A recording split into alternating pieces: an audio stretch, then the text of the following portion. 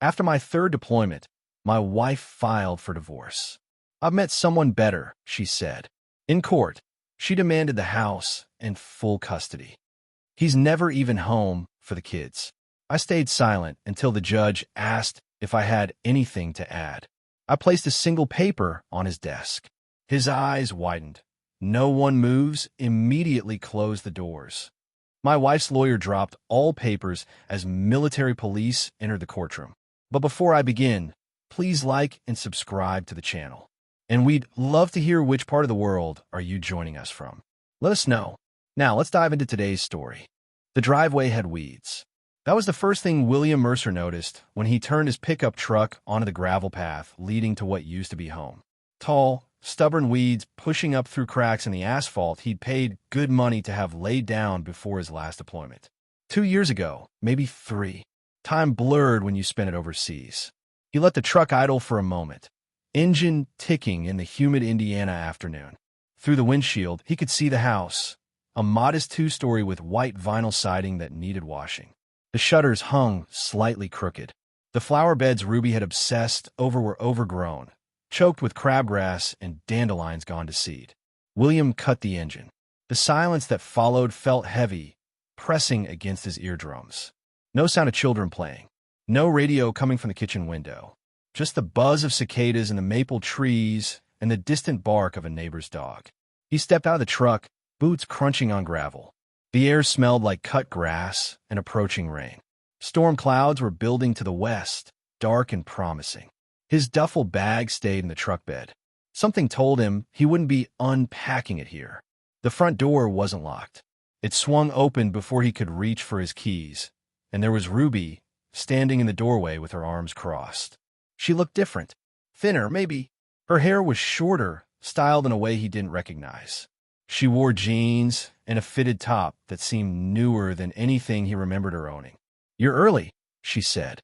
Not hello, not welcome home. Just a statement of fact, delivered in a flat tone that told him everything he needed to know. Flight landed ahead of schedule. William stopped at the bottom of the porch steps, reading her body language the way he'd learned to read terrain. Closed off, defensive, ready for conflict. "Can I come in?" Ruby stepped aside without answering. The house smelled wrong. Different laundry detergent, different air freshener. The furniture had been rearranged. The couch faced a different wall. The coffee table was gone entirely, replaced by some modern thing with glass and chrome. He looked for the family photos that used to line the mantel above the fireplace. Gone. Every single one. "Ruby, I filed while you were gone," she said, the words tumbling out fast like she'd practiced them, like she wanted to get them over with before she lost her nerve. "I couldn't keep doing this. Living like this. Waiting like this." William felt something cold settle in his chest, but his face stayed neutral. 12 years in the service had taught him how to keep his reactions internal, how to stay calm when everything inside wanted to explode or shut down or both. He moved further into the living room, his eyes cataloging changes. New television, new curtains, everything rearranged like she was trying to erase his presence from the space. "You filed for divorce," he said. "Not a question. 2 months ago. My lawyer said you'd get the papers through the military mail system, but I don't know if." I got them. He had, sitting in his footlocker in Germany, forwarded 3 times before they reached him. He'd read them once, then lock them away. "When did you decide?" Ruby's jaw tightened. She moved toward the kitchen, and he followed, noting how she kept the island between them like a barrier. "Does it matter? You decided a long time ago, William. Every time you deployed, every time you extended, every time you chose them over us. I was serving. You were running." Her voice rose slightly, cracking at the edges. "And I'm done being the person you run from." Through the kitchen window, he could see the backyard. The swing set he'd built for the kids was still there, but rust had claimed the chains. One of the swings hung crooked, the seat broken. He wondered when that had happened, how long it had been that way. "Where are the kids?" he asked. "And my mother's. I thought it would be better if we talked first." "You mean you want to tell me you'd already made every decision without me?" Ruby's hands gripped the edge of the counter. "What did you expect? You've been gone for 11 months this time. Before that, it was 9 months. Before that, 8. The kids barely know you, William. Emma asks where you are, and I don't know what to tell her anymore. And Jackson, her voice caught. Jackson stopped asking. That hurt more than he wanted to admit. Jackson was 5 when William left for this last deployment. Old enough to remember. Old enough to notice absence. I want to see them, he said quietly. You'll get visitation. My lawyer is drawing up a schedule. Your lawyer? He let the words sit there, heavy and cold. You've got this all planned out. I have to. Someone has to plan. Someone has to make decisions and stick around to see them through. She pushed away from the counter, her movements sharp and agitated. I already talked to a real estate agent. The house is in my name. My father co-signed when we bought it because your credit was terrible back then, remember? So I'm keeping it. You can take whatever personal items you want, but I need you to do it today. I changed the locks. The new keys won't work for you. William stood very still, processing, not just the divorce. That he could understand, even accept, if he was honest with himself. But this, the speed of it, the completeness. She dismantled their life with surgical precision. You've thought of everything. I had to. Ruby's eyes were bright, but dry. No tears. She was past that. You know what the hardest part is? I kept thinking you'd notice. That you'd come home one time and see that I was drowning, that the kids needed more than a ghost for a father. But you never did. You never saw us. That's not fair. Fair. She laughed, bitter and sharp. You want to talk about fair? I've been alone for most of our marriage, William. Alone with 2 kids and a mortgage and a car that breaks down every other month. Alone at school conferences and doctor appointments, and every single night they woke up crying. I did it all alone, and you think I'm being unfair? He wanted to argue. Wanted to list every sacrifice he'd made, every dollar he'd sent home, every time he'd put his life on pause to serve something bigger than himself. But looking at her now, at the set of her shoulders and the exhaustion in her eyes, he recognized defeat. Not his defeat, hers. She'd been defeated long before he came home. What do you want from me? He asked. Nothing. I don't want anything from you anymore. Just sign the papers. Show up when you're supposed to for visitation. Pay what the court says you owe. She grabbed her purse from the counter, car keys jangling. I'm going to pick up the kids. You have 2 hours to get whatever you need. Then I want you gone. She walked past him without looking back. The front door opened and closed. Her car, a newer sedan he didn't recognize, started in the driveway and pulled away, tires crunching over those weeds in the asphalt. William stood in the kitchen of his own house, surrounded by furniture he didn't recognize and the ghost of a life that had ended while he was looking the other direction. He spent the next hour loading his truck. It didn't take long. Most of what mattered to him fit in 3 boxes. Clothes, papers, a few books, some tools from the garage that Ruby wouldn't miss. His Army certificates and medals stayed in their frames, wrapped in old newspapers. He found one photo, a snapshot from Emma's 3rd birthday, all of them squeezed into the frame, everyone smiling. He tucked in his pocket. When he walked out for the last time, he didn't look back. William found a place near Patoka Lake, a small rental that probably violated half a dozen housing codes. The landlord was an older man who didn't ask questions, just took 3 months' rent in cash and handed over a key that looked like it had been cut in someone's garage. The apartment was above a bait shop. It smelled like mildew and fish, and the water heater only worked if you hit it with the side of your fist first. He bought a mattress from a secondhand store, set it on the floor in the bedroom, and tried to sleep. The court papers arrived 3 weeks later. Ruby wanted full custody. Her petition claimed he'd abandoned the family emotionally, that his continued military service demonstrated an unwillingness to prioritize his children, that he was unpredictable, prone to extended absences, and lacked the stability needed for primary custody. None of it was provably false. None of it was fully true either. He hired a lawyer in Corden, a woman named Patricia Huang who'd handled divorces for 20 years and didn't waste time on sympathy. She read through Ruby's petition with a neutral expression, making notes in the margins. She's going for everything, Patricia said, tapping her pen against the papers. House, kids, probably wants you to cover her legal fees too. Standard stuff in these cases, but she's being aggressive about it. How long have you been separated? I just got back. But she filed 2 months ago. Did you know the marriage was in trouble before you deployed? William thought about that.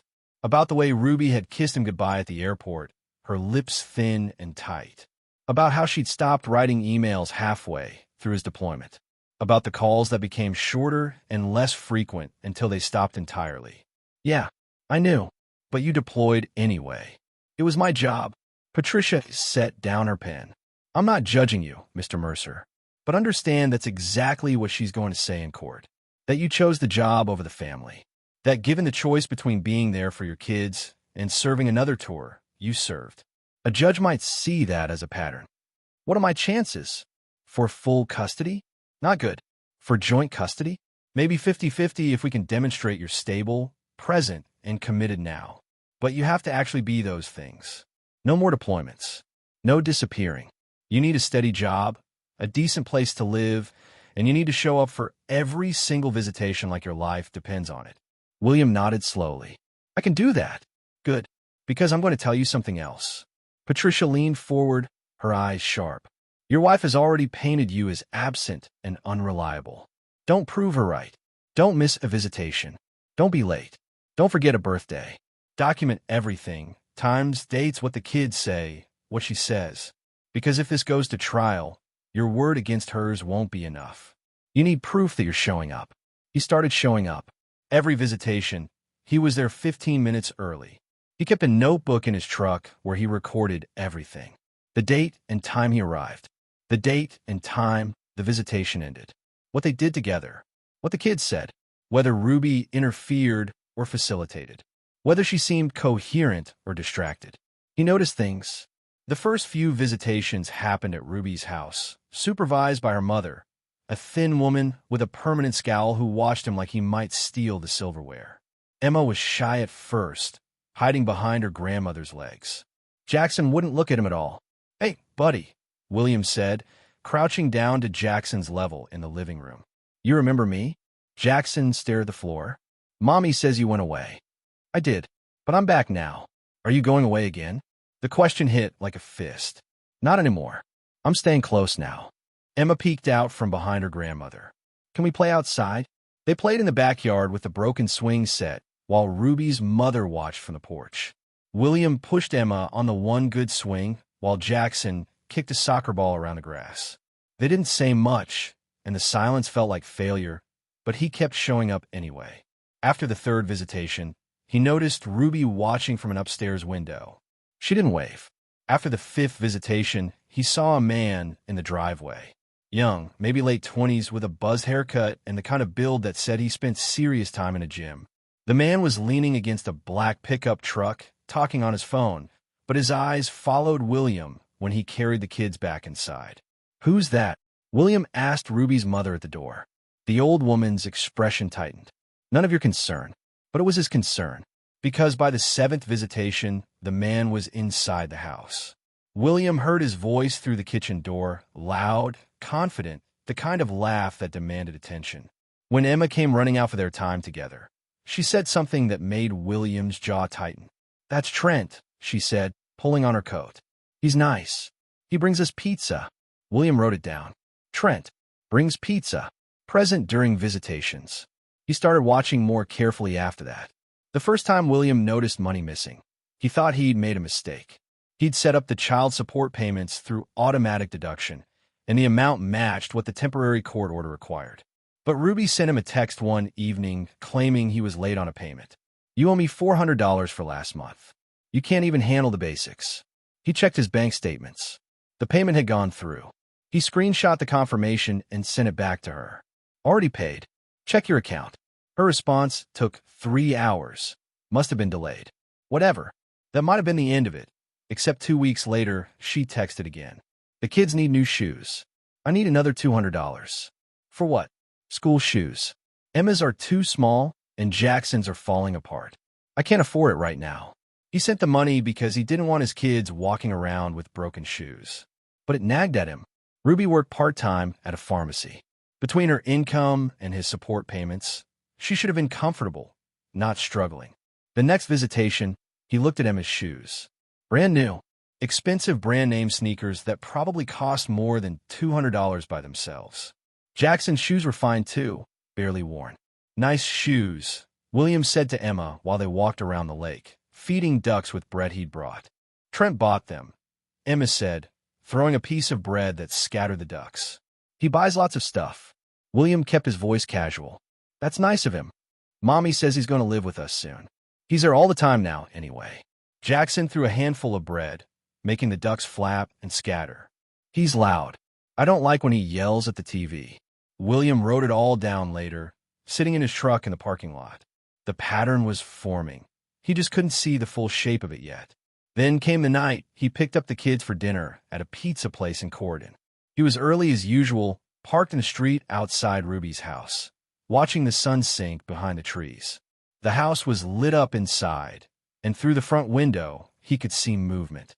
Ruby, Trent, they were arguing about something, their body language sharp and aggressive. William got out of the truck and walked up the driveway. He didn't knock. The kids were expecting him, and he was within his rights. Through the front door, he could hear voices. "Just send it to me," Trent was saying. "I'll handle it. Easy money." "I don't know." Ruby sounded uncertain. "If he finds out, he won't. The guy's clueless. He probably doesn't even remember half the stuff he left here." William froze. The guy. They were talking about him. What if someone asked questions? Why would they? It's paperwork. Old deployment records, logistic stuff. Nothing classified. Nothing anyone cares about. But there's people who will pay for information like that. Lists of supply routes, contractor names, base layouts. Civilians eat that shit up. How much? Couple thousand, easy. Maybe more if the info's good. You said he's got a whole file box of this stuff in the garage, right? Just copy whatever looks useful and send it to me. I'll take care of the rest. Ruby hesitated. William could hear it in the silence. Then, okay, but if anything goes wrong, nothing's going to go wrong. Trust me. William backed away from the door, quietly, his mind racing. He walked to his truck, got inside, and sat there in the gathering dark. His hands gripped the steering wheel hard enough to make his knuckles white. He'd spent 12 years learning how to assess threats, how to gather intelligence, how to wait for the right moment to act.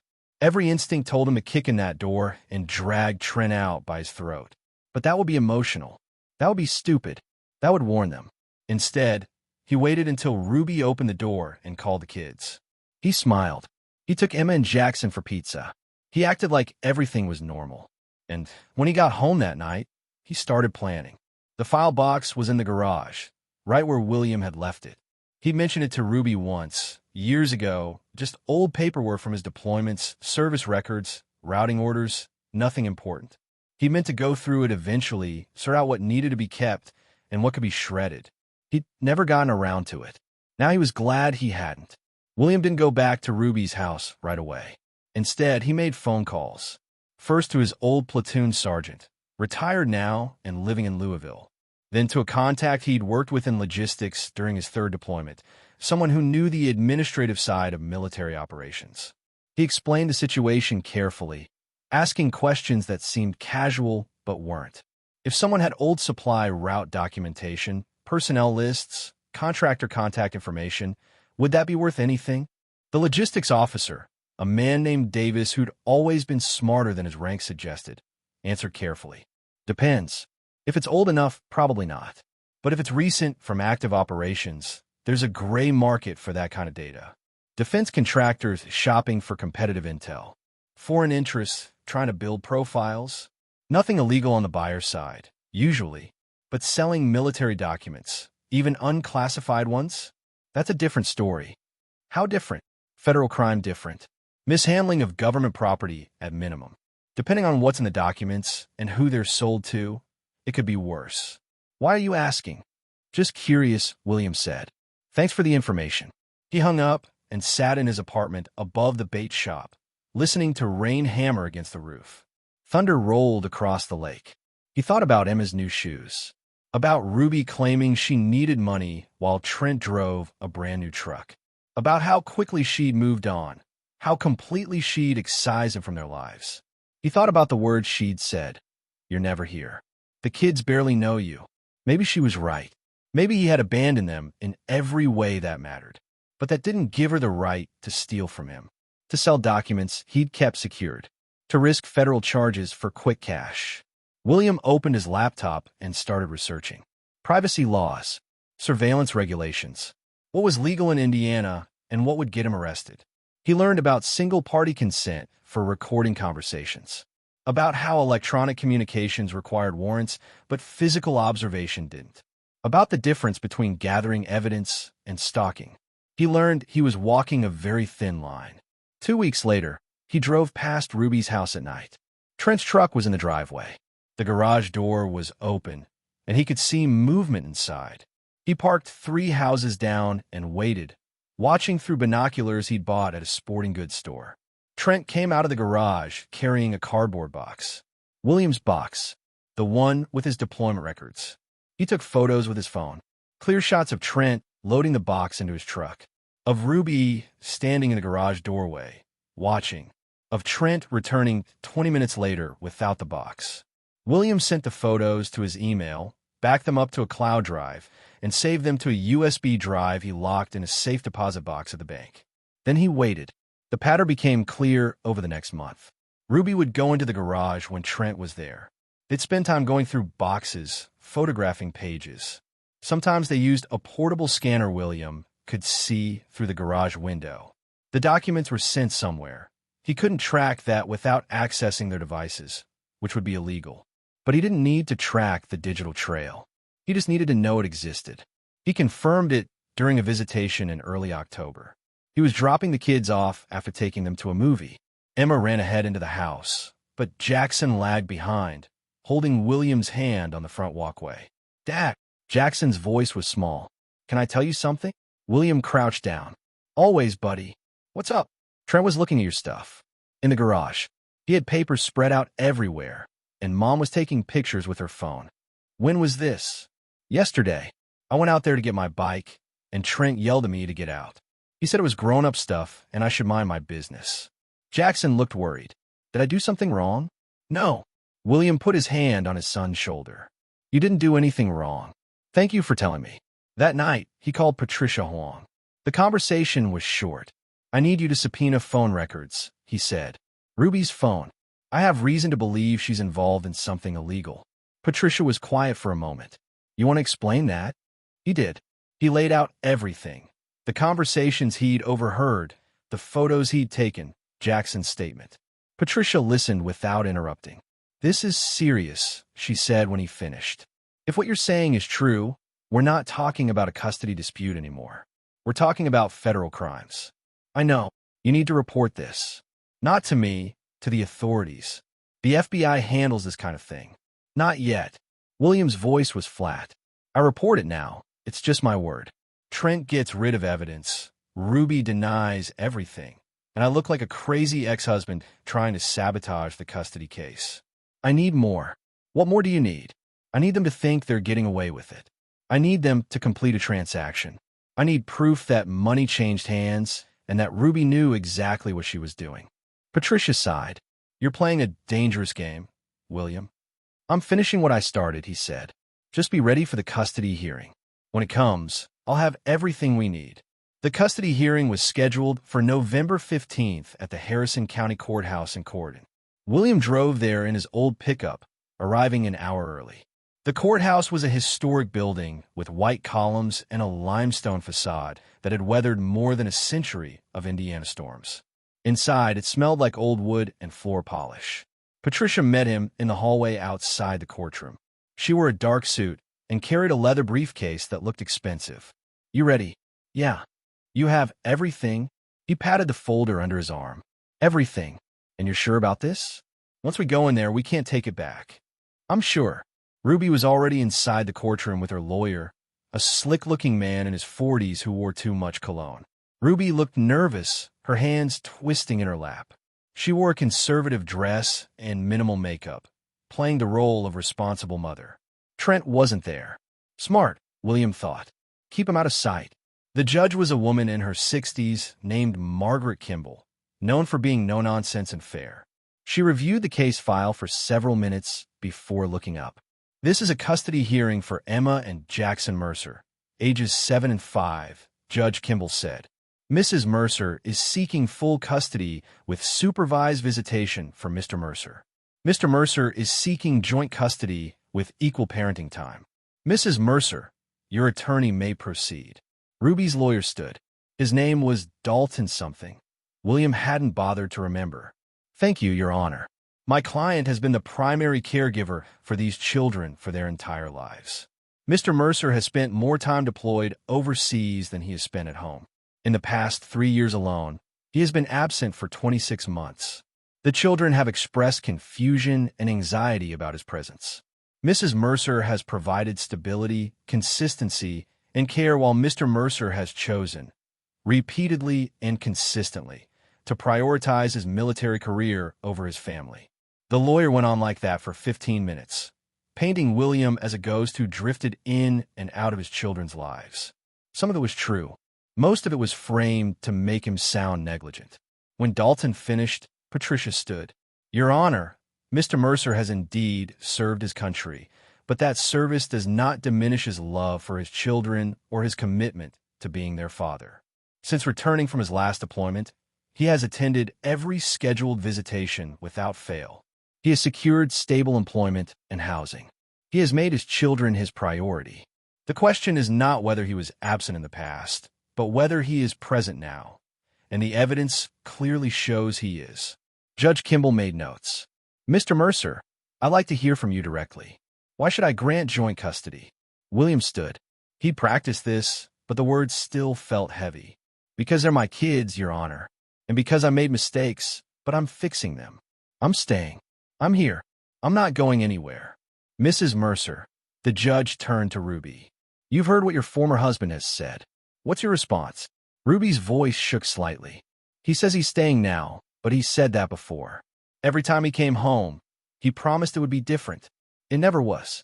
I can't put my children through that again. They need stability, not promises. Judge Kimball nodded slowly. Mr. Mercer, do you have anything else to add before I make my ruling? William reached for the folder. Actually, Your Honor, I do. There's something the court needs to know. Patricia tensed beside him. This was the moment. My wife, my ex-wife, has been accessing protected military documents from my previous deployments. She's been photographing them and sending them to a third party for sale. I have evidence. The courtroom went silent. Ruby's face drained of color. Her lawyer shot to his feet. Your Honor, this is completely inappropriate. Mr. Mercer is making unfounded accusations too. I have photos, William continued, his voice calm and level.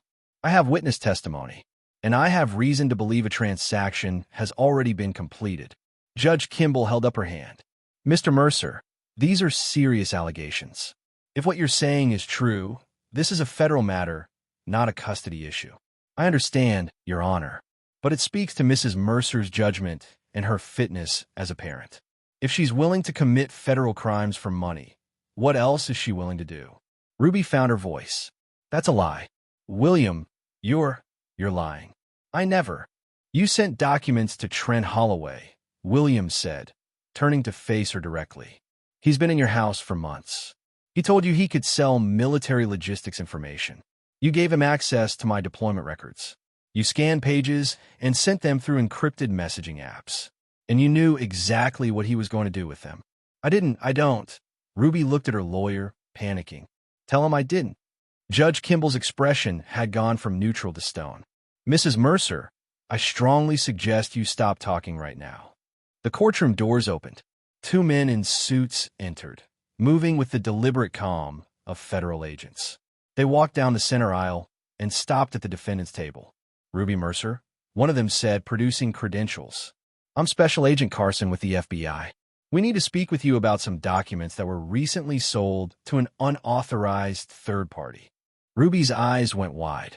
She looked at William, and for a moment he saw something like betrayal cross her face, like she couldn't believe he'd actually done this. He met her gaze and didn't flinch. Stand up, please, Agent Carson said. Ruby stood on shaking legs. Her lawyer was talking rapidly, something about needing to consult with his client, but the agents weren't listening. One of them was reading rights from a card. You have the right to remain silent. Anything you say can and will be used against you in a court of law. The words echoed in the courtroom. Emma and Jackson weren't there. Thank God they weren't there to see this. William had made sure of that, scheduling the hearing during school hours. Ruby's hands were cuffed behind her back. The metallic click of the restraints seemed impossibly loud. She was crying now, mascara running down her face in dark streaks. William, please. Please don't do this. The kids need me. Please. He didn't answer, didn't move, just watched as she was led out of the courtroom, her sobs fading down the hallway. Judge Kimball sat very still behind the bench. After a long moment, she spoke. This hearing is continued pending the outcome of the federal investigation. Mr. Mercer, temporary custody of the children will go to you until this matter is resolved. I'm ordering a full background check and home evaluation. Mrs. Mercer's visitation rights are suspended until further notice. She paused. Does anyone have any objections? Ruby's lawyer looked like he'd been hit with a brick. Your Honor, I need to consult with my client about. Your client just got arrested for a federal crime in my courtroom, Judge Kimball said sharply. This hearing is over. We'll reconvene when the criminal matter is settled. She banged the gavel once and stood. The bailiff called for everyone to rise, but William was already standing, his folder still clutched in his hand. Patricia touched his arm. You okay? Yeah, he said quietly. I'm okay. But he wasn't sure that was true. They arrested Trent Holloway that same night. William heard about it later from Patricia, who heard it from a contact in the prosecutor's office. Trent had been picked up at a storage unit outside of Salem, where he'd been meeting with a buyer, an industrial consultant who worked for a private military contractor looking for competitive intelligence on government logistics operations. The transaction was for $8,000. Trent had already received $4,000 as a down payment. Ruby had received half. The documents they'd sold weren't classified, but they didn't need to be. They were still government property, still protected under federal statutes governing the handling of military records. And selling them to unauthorized parties for profit constituted theft of government property and unauthorized disclosure of military information. Ruby pleaded not guilty at first. Her public defender argued she'd been coerced by Trent, that she hadn't understood what she was doing, that she was a victim of manipulation. But the evidence told a different story. Text messages showing her actively scanning documents. Bank records showing the deposits. Trent's testimony when he flipped on her to reduce his own sentence. She pleaded guilty 6 months later. The courtroom for the sentencing was smaller than the one where they'd held the custody hearing. William sat in the back row, listening as the prosecutor laid out the charges. Theft of government property, wire fraud, conspiracy to commit fraud. The judge, a federal judge this time, not Judge Kimball, listened with the same stone-faced expression William had seen on senior officers reviewing court-martial proceedings. Ruby cried through the whole thing. She apologized. She talked about her children, about how she'd made a mistake, about how she'd just been trying to provide for her family. You were already being provided for, the prosecutor said flatly. You received consistent child support. You had stable employment. You didn't steal these documents because you were desperate. You stole them because you wanted extra money for luxuries.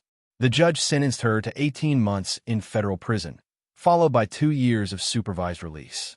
She would be eligible for parole after serving 12 months. William watched them lead her away. She didn't look at him this time. The custody case was resolved 3 weeks after Ruby's sentencing. Judge Kimball awarded William full custody with 0 visitation rights for Ruby, not even supervised visits. The reason, stated clearly in the court order, was a clear pattern of reckless endangerment and criminal conduct that demonstrates poor judgment and presents a risk to the welfare of the minor children. William stood outside the courthouse after the ruling, the paperwork folded in his pocket. The autumn air was cold, promising winter. Leaves had turned gold and red, and they crunched under his boots as he walked to his truck. His phone rang. Patricia, congratulations, she said. You got everything you wanted. Yeah. He wasn't sure what he felt. Relief, maybe. Vindication. Emptiness. You okay? I will be. The kids are going to have questions. I know. What are you going to tell them? William leaned against his truck, watching cars pass on the street. The truth. Simplified, but the truth. Their mom made some bad choices. She's going to be away for a while. But they're safe, and they're with me, and that's not going to change. They might blame you. They might, William agreed. But I didn't put those documents in Trent's hands. I didn't cash those checks. I just made sure there were consequences. Patricia was quiet for a moment. You're a hard man, William Mercer. Had to be. He ended the call and drove back to the lake. The apartment above the bait shop wasn't big enough for 3 people, so William found a house. Nothing fancy, a rental on the east side of the lake with 3 bedrooms and a fenced yard. He bought beds for the kids, enrolled them in school, learned how to cook meals that weren't just sandwiches and canned soup. It was harder than any deployment he'd ever done. Emma cried for the first month. She wanted her mother. She didn't understand why she couldn't see her, why everything had changed so suddenly. William held her when she cried and didn't try to stop her tears. Some things you just had to feel. Jackson was quieter. He asked questions William tried to answer honestly. Is Mom in jail? Yes. Is she coming back? Eventually. Did you put her there? She put herself there, buddy. I just told the truth. Jackson thought about that for a long time. Then, okay. The first 6 months were brutal. Learning schedules, homework, packing lunches, parent-teacher conferences, Emma's nightmares, Jackson's sudden outbursts of anger, the weight of knowing he was all they had now, and he couldn't afford to fail. But slowly things settled. Emma's tears came less frequently. Jackson laughed more. They learned how to be a family, a smaller, stranger version of what they'd been, but a family nonetheless. William took a job with a contractor doing facility security for a manufacturing plant. The pay was decent. The hours were regular. He was home every night by 6. He didn't miss the army, not even a little. 2 years after the sentencing, William stood at the edge of Patoka Lake with both kids beside him. It was early morning, mist rising off the water, and the air smelled like fish and wet earth. Emma was 9 now, tall and quiet and stronger than she realized. Jackson was 7, all elbows and knees and nervous energy. They were feeding the ducks again. It had become their ritual. Every Sunday morning, if the weather was decent, they drove to the lake with a bag of cracked corn and threw it to the ducks while the sun came up. Dad, Emma said, tossing a handful of corn. Mom called yesterday. William went still. Ruby had been released 2 weeks ago. He'd known she might try to contact them, though the court order technically prohibited it without his permission. What did she say? She wanted to talk. She said she missed us. I didn't know what to say, so I told her I had to go. That's okay. William kept his voice even. You don't have to talk to her if you're not ready. Are we going to see her? Do you want to? Emma was quiet for a long time, watching the ducks scatter and regroup. I don't know. Maybe. But I'm scared. Of what? That she'll be different. Or the same. I don't know which would be worse. Jackson threw the rest of his corn in one big handful. I don't want to see her. She made everything bad. William put his hand on Jackson's shoulder. She made mistakes. Big ones. But she's still your mom. You're our dad, Jackson said fiercely. You stayed. Emma looked at William with eyes too old for 9. Do you hate her? Did he? William thought about that. About the anger that had burned hot and constant for so long. About the satisfaction he'd felt watching her get arrested. About the nights he'd lain awake wondering if he'd done the right thing or just the easiest thing. No, he said finally. I don't hate her, but I don't forgive her either. What's the difference? Hate means she still has power over me. Forgiveness means I've given up on her being accountable. I'm not doing either. I'm just moving forward. Emma considered this. Is that better? For us? Yeah, I think it is. They finished feeding the ducks and walked back to the truck. The sun was fully up now, burning off the mist, and the lake glittered like hammered metal. William helped Emma into the passenger seat and made sure Jackson's seatbelt was fastened. Where are we going? Jackson asked. Hardware store. We're building that tree house I promised you. Really? Really? You two are going to help. Emma smiled, small but real. Okay. William started the truck and pulled out of the parking lot. In the rearview mirror, he could see the lake receding behind them. Soon it disappeared entirely, swallowed by trees and distance. He didn't look back. Ruby served her full sentence. No early release for good behavior. When she got out, She moved to Evansville and took a job at a warehouse. William heard about it through the grapevine, the small-town network that knew everything and shared most of it. She tried to re-establish contact with the kids. Letters at first, then phone calls when they didn't respond to the letters. William didn't stop her from reaching out, but he didn't encourage it either. He left the choice to Emma and Jackson. Emma wrote back once, a short letter that said she was glad Ruby was okay, but wasn't ready to see her yet. Maybe someday. Jackson never responded. William didn't push. Some wounds healed. Some didn't. That was life. 3 years after the arrest, Judge Kimball summoned him back to court for a review hearing. Ruby's lawyer had petitioned to restore some form of visitation, arguing that she'd served her time and completed all requirements of her release. William sat in the same courtroom where everything had fallen apart. Ruby was there too, sitting at the defendant's table with a different lawyer. She looked older, thinner. Her hair was different again, pulled back in a severe ponytail. She didn't look at him when he came in. Judge Kimball reviewed the petition, then looked at Ruby. Mrs. Mercer, you've completed your sentence. You've complied with all terms of your supervised release. Your lawyer argues that you deserve a chance to rebuild a relationship with your children. What do you say to that? Ruby stood. Her voice was quiet. I just want them to know I'm sorry. I made terrible choices. I hurt people I love. I don't expect forgiveness. I just want a chance to show them I'm trying to be better. Mr. Mercer? The judge turned to him. The children are in your custody.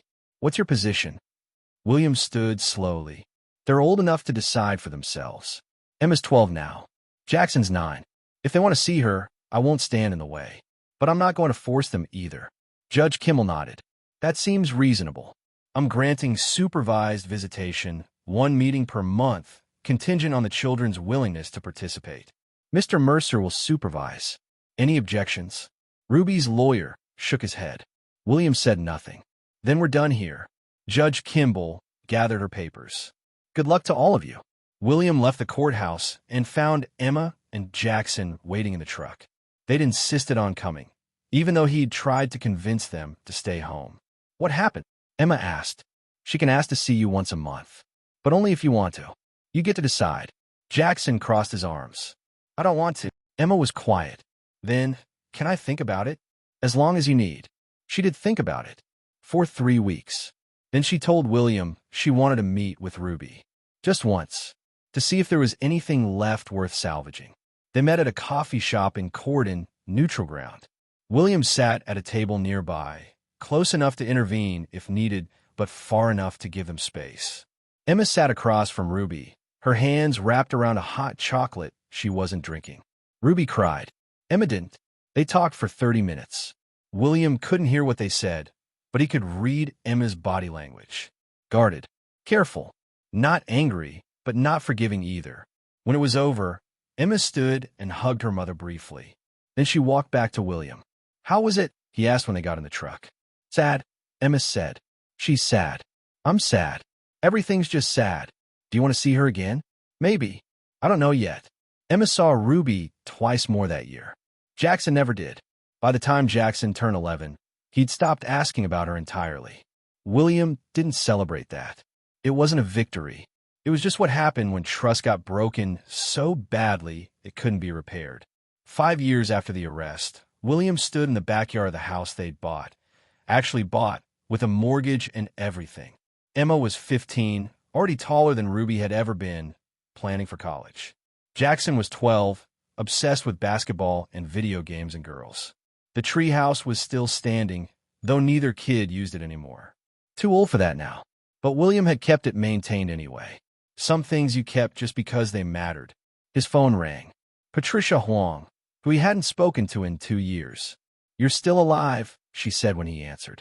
Still breathing. Good. I'm calling because I heard something through the court system. Ruby's petition to modify custody was denied. She tried one more time to get visitation rights expanded. Judge Kimball shut it down. Said the children's preferences were clear, and she saw no reason to force a relationship that both kids had explicitly rejected. William processed that. How'd Ruby take it? I don't know, but I figured you'd want to know it's really over now. No more hearings. No more petitions. You won. Won. Strange word for what this felt like. Thanks for calling, William said. Take care of yourself. And those kids. I will.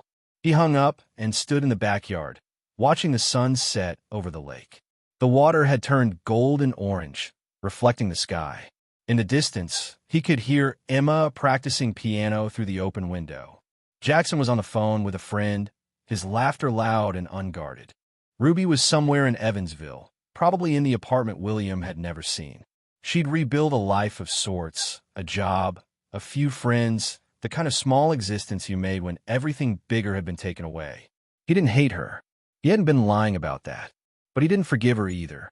Forgiveness required something she'd never offered: genuine accountability without excuses. Every conversation, every letter, every court petition had been about her pain, her loss, what she deserved. Never about what she'd done to the kids. Never about the fear she'd caused, or the trust she'd destroyed, or the nights Emma had cried herself to sleep. So William moved forward without her. He built a life for his kids that was stable and safe and predictable. He showed up. He stayed. He proved that some people could be trusted not to disappear or betray or choose greed over love. And in the end, that was the hardest punishment of all.